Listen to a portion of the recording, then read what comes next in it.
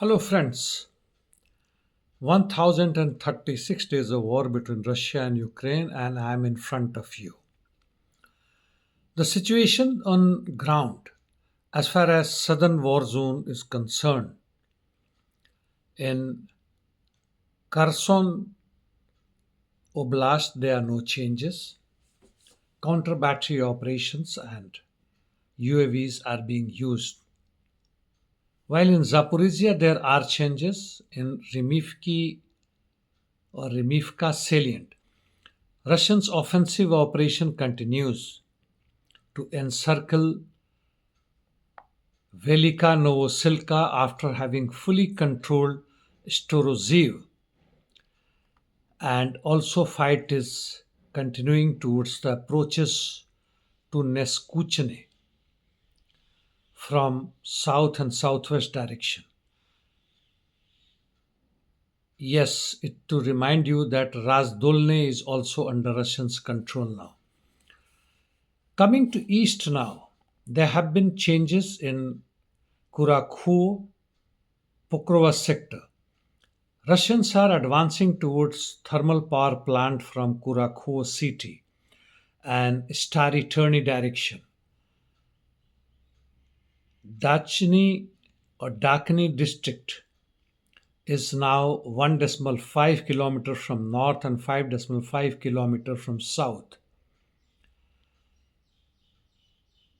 And Russians are also advancing northwest of Zoria and between Stary Turny and Pokrovsk direction. I say again, not Pokrovsk, Sontisovka and west of Dalny. Now coming to Pokrovsk, Russians' offensive operations towards the approaches to Ukrenka and Novodolna or Novodolnovka continuing, but as per ISW, they have already captured these two establishments and further advancing towards south of Novotrotsky. Fight is also on towards Peshanoe, Belgika Zelanoe, Dakhnensky, Lysovka, and Sukhiyar. From southwest and southern direction, fight is on towards Volchi, Solenoe, Novovasilivka, and they have also made gains towards Novo-Oleksandrovka and Novo-Elizavetovka. Novo-Olenovka is also captured, as I have already said, by the Russian army. Now coming to Toretsk, Russians made gains as per ISW towards Sherebinivka, which is west of Nelipivka.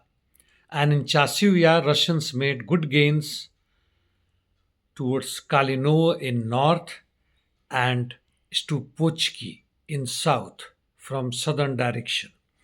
Severne, there have been no changes as per some pro-Ukrainian channels. They claim that Russians launched more than half a dozen of offensive operations, but no changes. Now coming to northeast Ukraine, Russians advanced southern part of the Vorikna and entered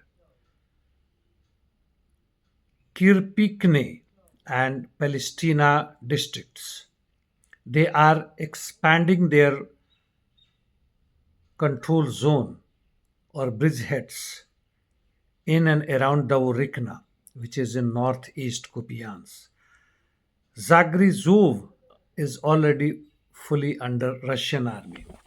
North of Kharkiv, that is Volchansk and Liptsy direction, no changes, while in Kursk, as per ISW, Russians have advanced west of Malaya Lokhanya.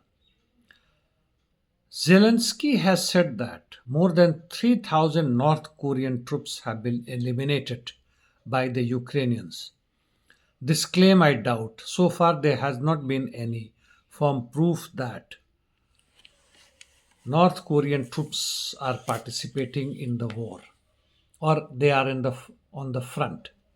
Interdiction missions, Russians hit Krivoy Rogue with Iskander. No particular or specific targets have been specified, and carried out UAVs attack in central Ukraine in many parts, while Ukrainians attacked Milerovo airfield and Berdyansk, trying to kill some civilian officials. Whether successful or not, I am not aware. Now coming to Middle East, Houthis are continuously attacking Tel Aviv.